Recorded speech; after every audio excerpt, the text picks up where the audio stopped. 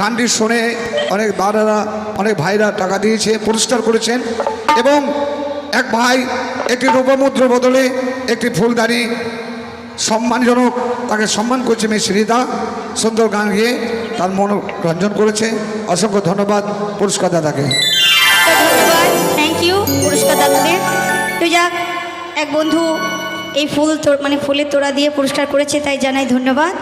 তো আমাদের এই বন্ধুটা থাকেন ব্যাঙ্গালোরে। তো প্রতি বছর